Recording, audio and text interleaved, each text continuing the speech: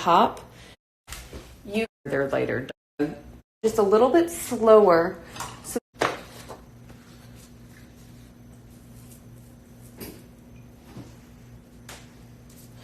hello, everybody. It is good to see you tonight. I'm so excited to have some people joining me that have reference photos. And so I'm going to actually be going just a little bit slower so that I can explain what I'm doing. So amazing to see you guys. Thank you again for joining me. So, like I said, we're just going to kind of walk through things a little bit slower so that the people that got reference photos can paint along. And if you decide you want reference photos, I have an option for that on my website. The link is in my bio, and you will then, the great thing is that you can view the videos after they expire on Instagram. I have a private place to replay them, so you can watch them really at your own pace, and you don't have to, I know sometimes I kind of speed paint for these demos, so I'll be doing a little bit of that, but not too much. And so what I'm doing, I've talked about this before, is I'm putting a ground in. And this is just a very, very watered down burnt sienna. And it just adds a color to the background. What you do is you take your color and water it down.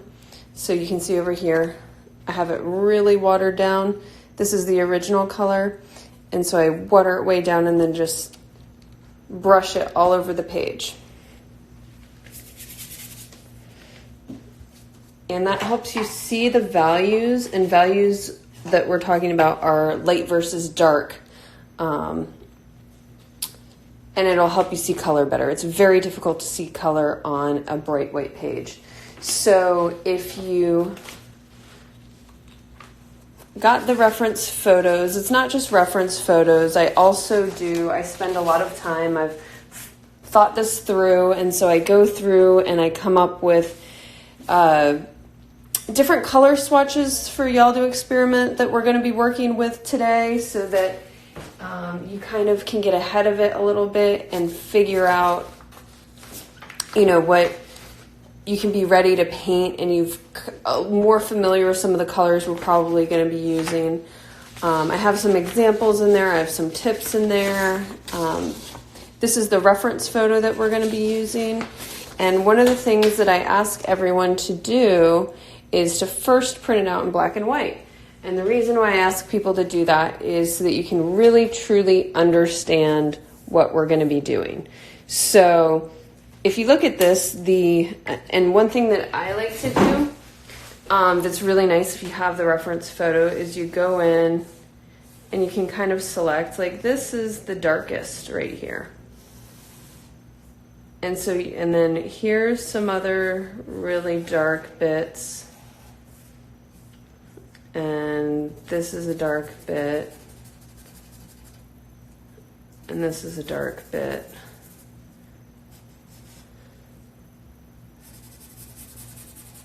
And through here is some dark bits. Through here, I guess, too. But other than that, the rest of this is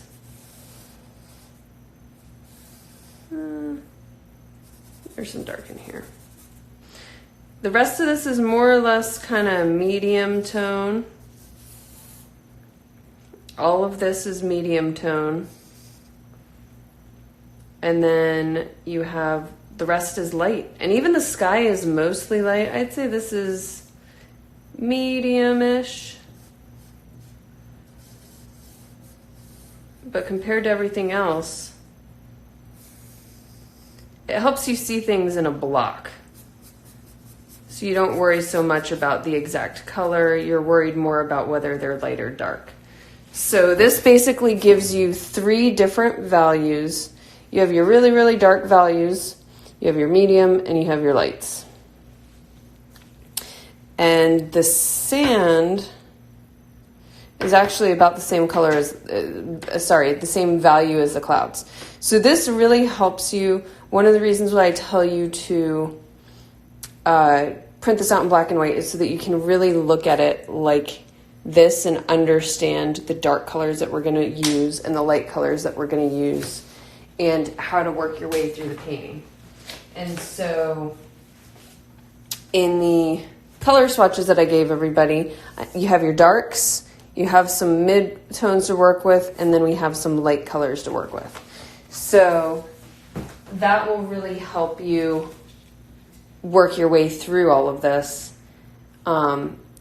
Sort of a paint by number, sort of not. I mean, not specifically a paint by number, but it gives you a cheat sheet so that you're comfortable with how to mix certain colors that we're going to work with today.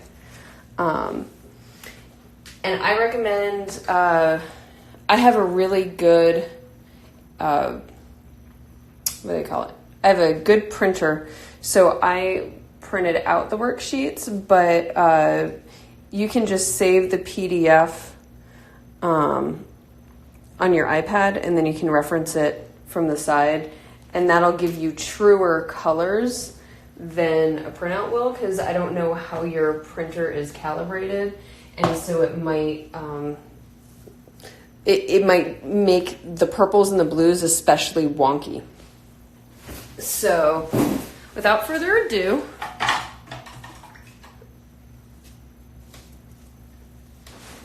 we are going to paint. So the first color that we're going to do is a instead of sap green. I love sap green. It's my favorite. If you don't have sap green, you can do a chromium green oxide and Van Dyke brown, and it's pretty close. It's not quite as transparent as sap green. I'm sorry. Yeah, it's not quite as translucent as sap green is, but it gets you pretty close. I generally, since I have sap green, I'm going to use sap green, but if you saw the color swatches, you can see how close you can get without it. So I'm going to start with some sap green and some Van Dyke brown, because as we've talked about before, I like to try and get my darks as transparent as possible. Right. And so I'm going to come in, and this is that dark, these are the dark trees that we saw along the back. And if you want to get really dark, for the shadows along the bottom, you just add a little bit of ultramarine to it. And that'll make this gorgeous, almost black. It'll be a very, very dark green with a lot of depth, a lot going on with it. And so you kind of come in and you're drawing, and I'm gonna put the reference photo, the black and white reference photo, kind of next to it so you can sort of see what I'm doing. I'm probably going to make a mess because I'm now painting on top of wet paint. So I'm coming through and I'm doing this area right here. And even though I'm going to come over it and eventually make it lighter, initially I'm going to make it a little bit darker, because you can always go lighter, and you can always build up lighter colors on top. But like some of these grasses, as you'll see, like you have some shadows, like right here and right here. And if you have some of, there's a moth. If you have some of these shadows just kind of peeking through in between your colors, it adds a lot of depth and dynamism to it. So I am painting with ultramarine, a little bit of sap green, and Van Dyke Brown. And this is fairly watered down to keep it transparent.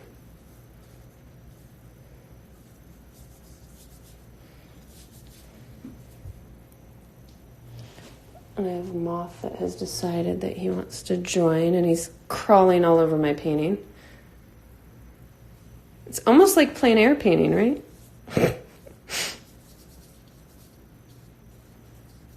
So this stage especially, you want to keep it nice and loose. You don't want to worry about specific brush marks. Seriously, buddy? Go on. You don't want to worry about colors too much. You're just blocking in the darks, the darkest of the darks. So thank you guys for joining us. So as you can see, I mean, like, look at this right here. It's just a mark. We're going to go over it. We're going to come back and edit it. It looks like nothing. Just be fast and loose, and, you know, don't worry about, like, none of this looks like grass yet. If you want to keep it loose, just use a brush that, I can't talk, guys, sorry. Use a brush that is bigger than what you think you should use. Like, this would be a great brush to use for some of this initial laying down. Just get it in, get some colors in, move the paint around. Don't stress too much about the brush strokes or what things look like. Okay, so I am now going to come in and just very quickly block in like a middle green tone. And I'm going to make that middle green tone with, I'm going to do that with chromium green oxide and some cadmium orange and titanium white. And this makes a beautiful neutral green that tends to be a little bit warmer because of the orange, and the chromium green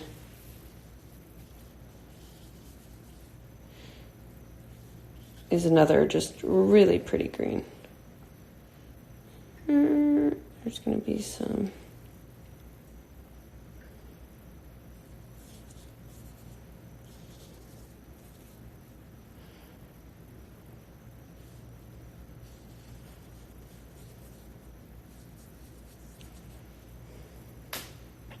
So I'm putting most of the very neutral green in the middle ground because I'm going to have the foreground be the brightest colors, and then these neutral colors I'm going to have mostly in the middle ground. And then as we move our way back through the painting, I'm actually going to make them even cooler. So I'm going to make them a little bit lighter. I'm going to add some titanium white and a little bit more green. So green is cooler than orange. Then I'm going to add just a touch of Prussian blue, just a tiny little touch. And if you notice, that will, look at that. It is lighter and it's still a green. It's still nice and neutral, but all of a sudden it makes it look like it's going into the distance more. And this is a very, quick overview of like atmospheric perspective and some different things, you can do. And one thing about these grasses is they do have some shadows underneath, so you can't kind of work it in so it has some dimension. Add some more sap green. I'm going to come in.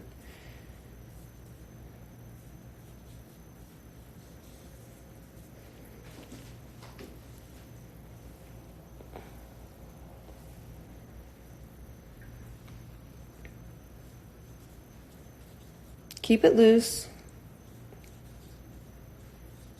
you also don't want flat color, so you want the color to change a bit. So you want it to not be just like one well-mixed color altogether. That gets boring.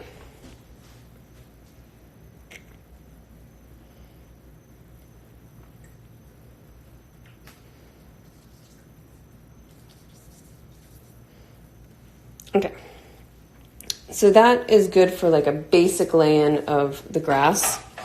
And we can look at it and say, hey, that more or less, every time I try to wave to you guys, I flip the camera around. Sorry about that.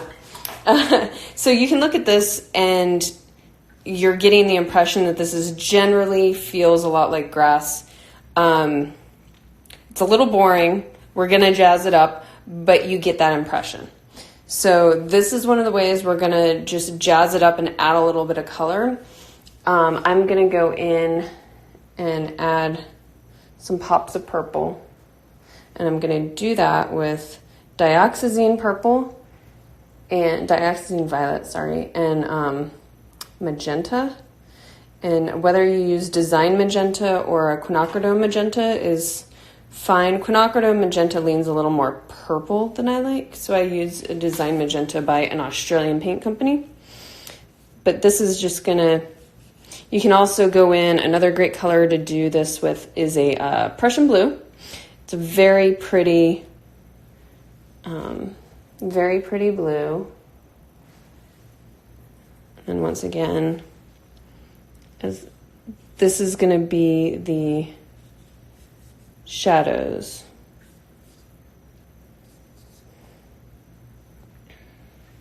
On the sand.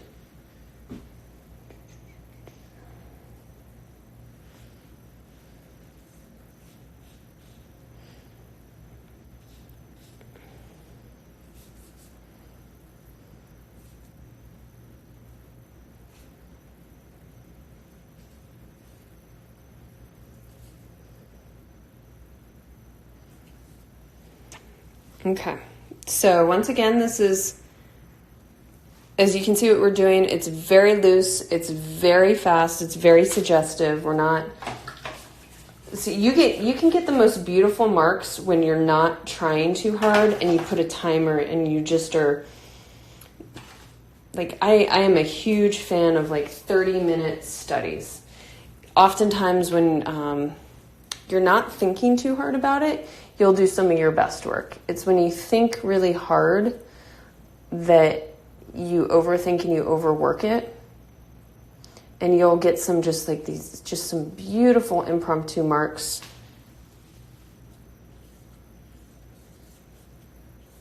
So I'm coming in and doing, this is Van Dyke Brown and Cadmium Orange.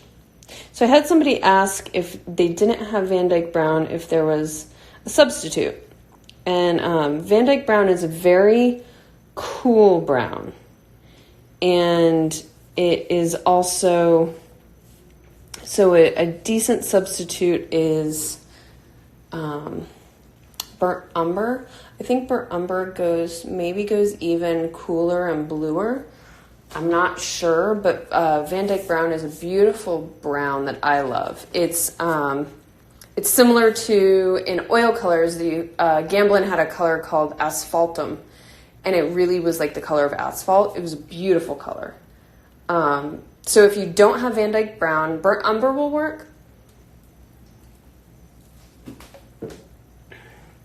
Burnt umber will work, or you can also use burnt sienna. But if you notice, like they have, oh, that's sap green. Wrong color. Hard to compare. So this is just a very dark, this reminds me of like brown bears. Like it's just a very, very dark brown. And this is much warmer. It's much lighter. And so when you mix with it, everything is going to be much more red. Thank you so much, Sunshine.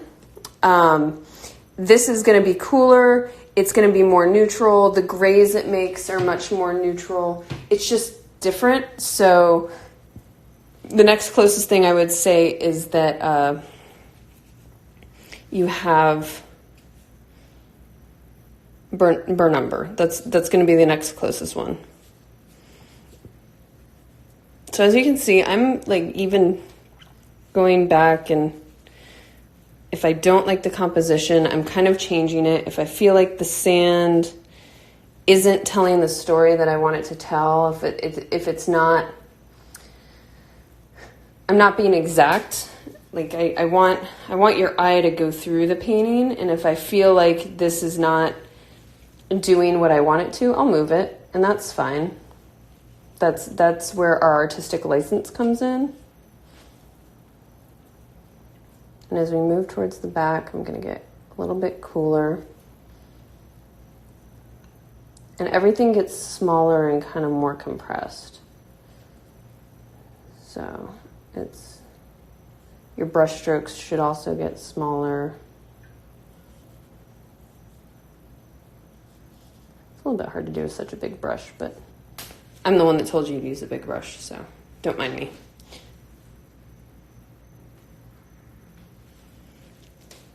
All right, so this is a rough knock-in of the sand. So you can just see how the values are developing, and you can see kind of how the colors are starting to develop.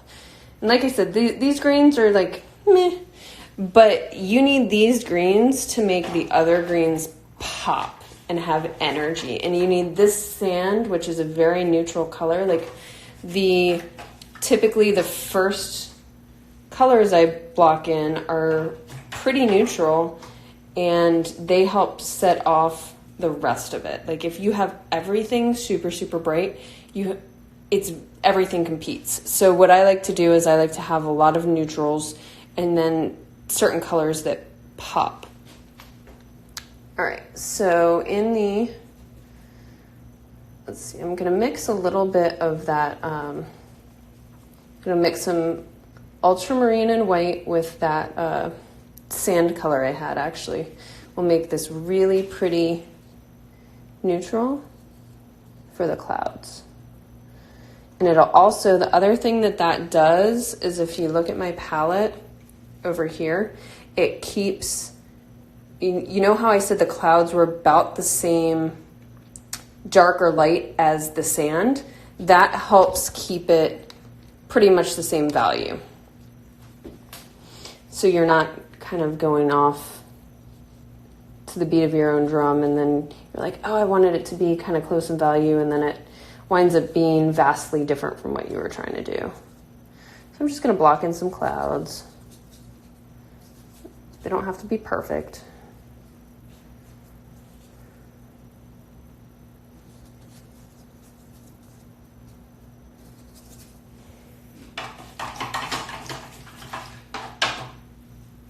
And if you have questions, feel free to leave one in the comments. Or for those of you that were decided to get the reference photos and follow along, feel free to send me a DM as you're working through this, and I will be more than happy to answer your questions. Let's see what else is going on. Oh, yeah. So tomorrow night, what we're going to do is we're going to bring on, I'm going to start bringing on some artist friends of mine to chat with everyone. And we're going to, if you guys have any questions, you can drop them in the comments. And tomorrow night is this really amazing artist that I love who is doing these. She's in Charleston, and I'm super excited because she does plein air, and I am not a plein air artist, so I love chatting with people that do things and do them differently. And so she's gonna tell us a lot about like her process and how she paints plein air. And if you guys have any questions for her, feel free to pop in. And so we're just gonna chat and hang out. And so bring your wine, bring your beverage, and her name is Fallon Pepper, and she does beautiful work, and she's outside of Charleston, and so she does workshops and classes, and it's all part of this we want to help spread the love and help get people more creative and do what we can to bring some light and joy right now.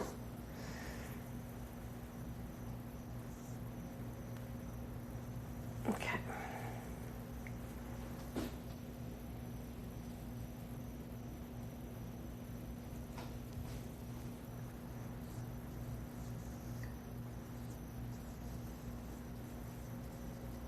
Ooh, that's a boxy cloud.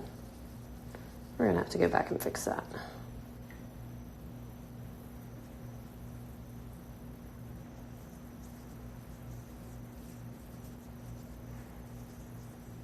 So if y'all remember, I've talked about the skies are very, very light at the horizon. And then as you move up towards the zenith, they get darker and bluer.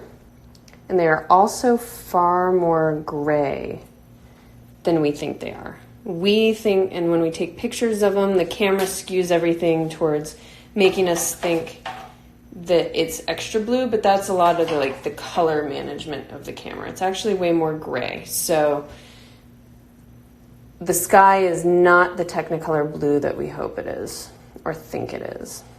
All right, I'm going in and I'm doing, these clouds are a little bit one-dimensional. So I'm gonna come in and just lighten a couple areas. And I'm not, right now it looks a little too light, but remember acrylic dries 2 shades darker. So I'm trying to not lighten them. I'm trying to not accidentally darken them. The clouds have been dry for a while, so they're much darker than you would think.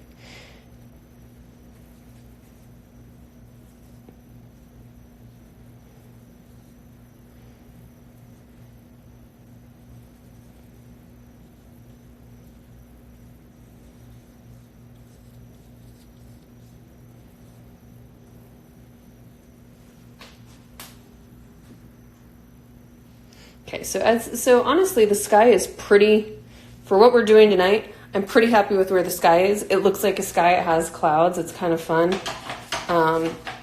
What I really want to do is I want to now get in and have some fun with the grass, because that's really what this is about. This isn't about the sky, this is really about the different grasses that's coming towards you. And you know, making that dynamic and fun to look at and fun to play with is going to be all the fun. All right, so I'm going to come in. Actually, I'm going to add some purple and sort of have some of these under. I'm just doing these under colors because I don't know, why not? It kind of adds a nice little. This is some of the pops of color that are fun to add, and they'll show up in between grass. And so they'll peek through and be fun. All right. Now, let's see.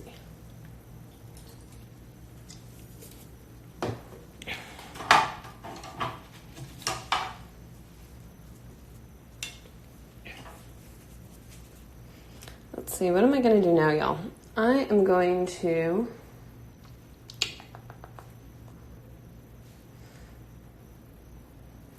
I want to add some little pops of green.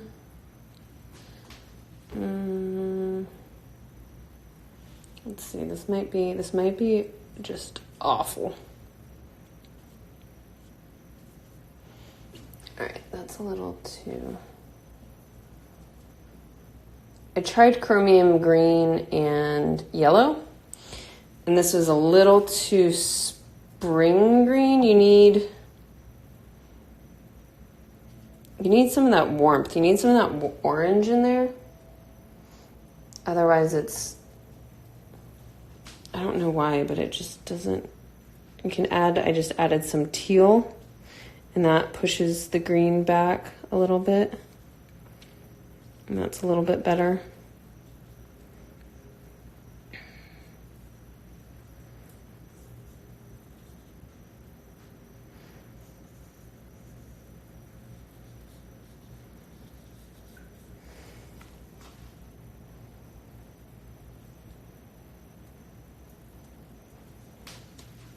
So now you can see, you can probably start to see that like this area right here, the color is not continuous. So that makes it look more like grass. You have chunky blocks of it. Whereas if it were, I'm sorry, it's not even chunky blocks. It's very mottled. So it looks a lot more like grass than if it were just plain green across the entire thing.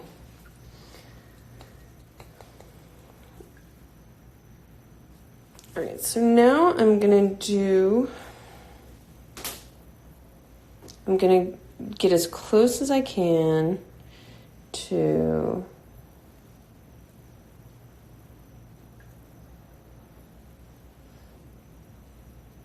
this is a little bit of sap green, yellow, and orange.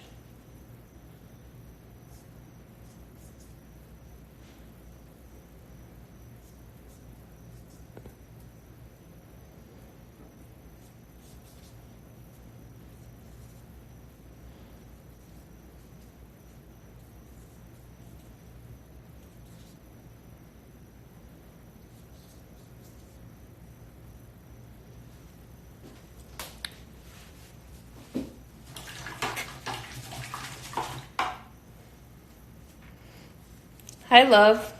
My husband's on the feed waving to me. He's trying to distract me from New Orleans. He is currently a 10-hour drive away, and he's trying to distract me. All right, so let's make a green. So I'm doing Prussian blue and yellow.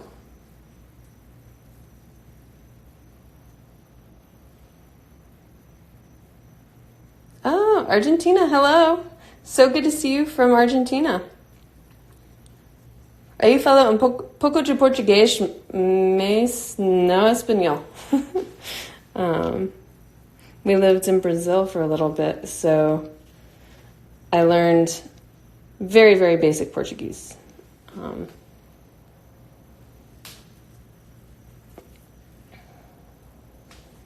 Sorry, I'm trying to get the right green. You really have to just play around with your colors and test some of them and see what they look like next to each other.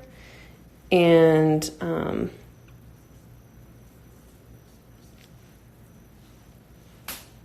you'll mess up on some of them, and that's okay. I mean, the entire point of this is the practice of creativity and growing as an artist, not being perfect. And you will create a whole lot of bad art before you get to the good art.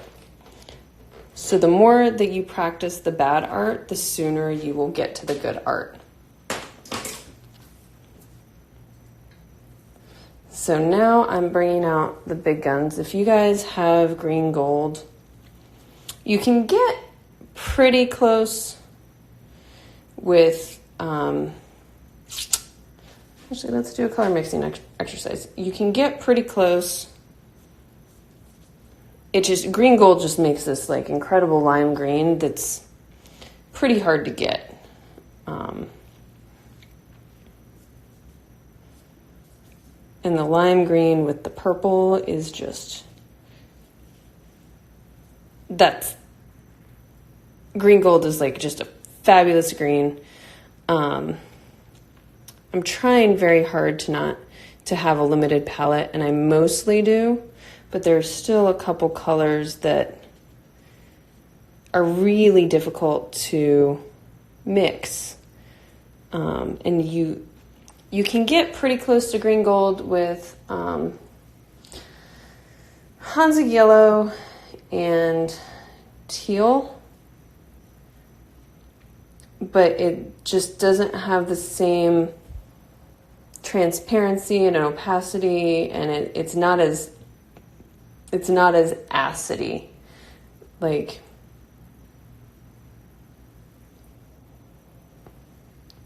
it's just hard to get to.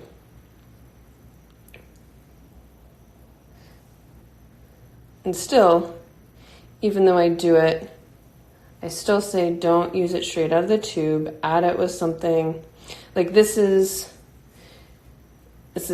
yellow, orange, and teal and white. And I can get pretty close, but it's not the like super gorgeous acidy green. So it's just different. It's and I'm showing you guys different brush strokes and different color combinations. This isn't 100% what I would normally go in and do.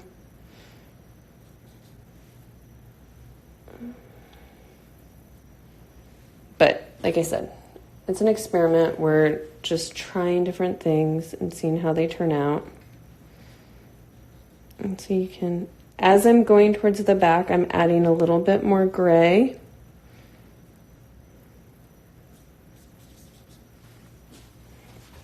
All right, now before I really hit the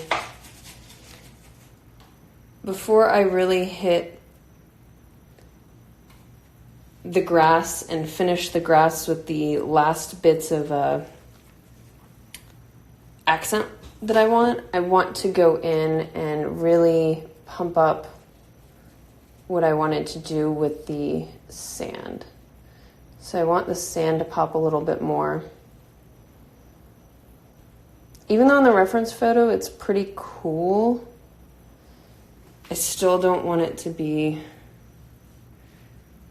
boring. Like, as you can see, it's dried much darker than what it felt like we were putting down. So you can kind of, oh, look, see, I'm accidentally painting over some of the grass. So you can kind of go in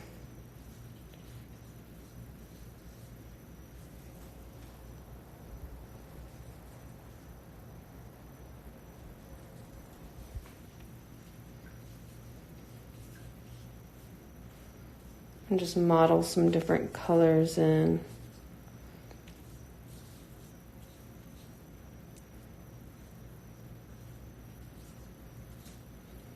And it'll brighten up some different areas. So adding the lights to the sand really help make the greens pop, and it really helps bring out the green, the purples. Because the sand has a little bit of orange and a little bit of yellow, which are kind of complementary colors to the violet. So it really just helps make it a little bit more dynamic. All right, so let's see. All right, now it's thinking time.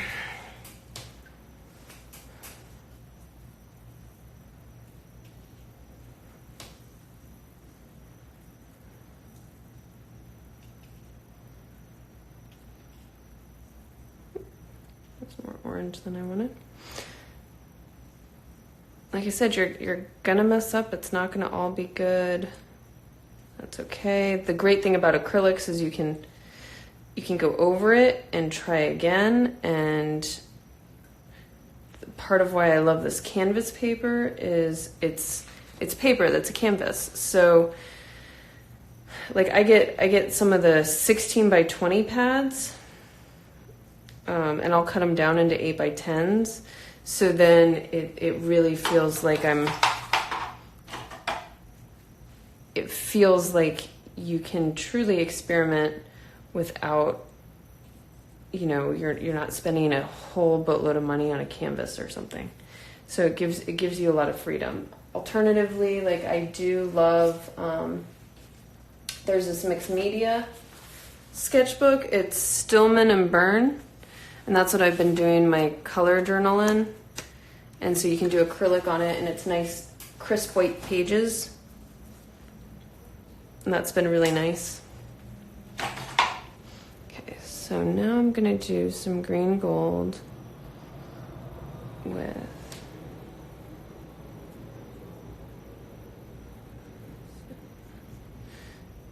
I did green gold and I was just kind of mixing it with one of my neutral greens. So it's not as punchy. I'm gonna add a little bit of orange. When you add the green gold and some orange, it gives this really beautiful kind of this brown that just has a lot of, it's a very interesting color that has a lot of depth. And the problem with green gold, as much as I love it, is it's a series 7 color, so it's a bit spendy. So that's why when I squeeze it out, I don't squeeze out much of it. All right. And you know, color mixing, like if you spend your time mixing colors, look at this color. It's just such a pretty, look at that.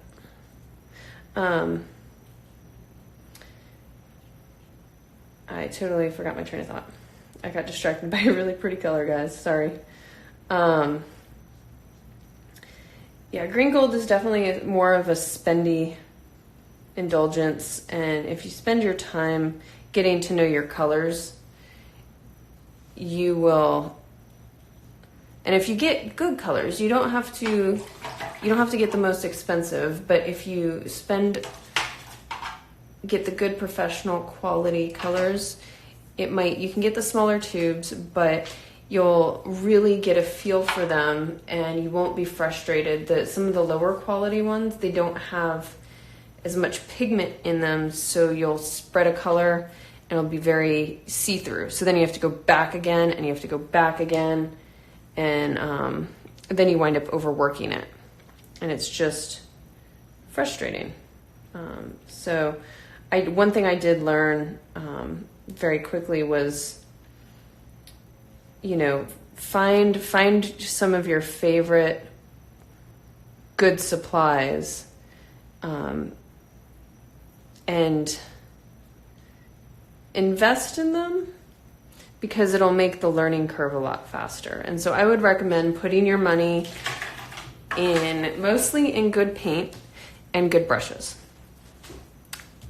Whatever you decide to paint on, you can, like I use Canva paper for practice, you can use sketchbooks, you can use all kinds of other surfaces. So I wouldn't spend your money there while you're practicing. And I mean, those two things, and you can really, really take your stuff to the next level and practice. All right. So, you know, I think this is at a place, there's my forehead.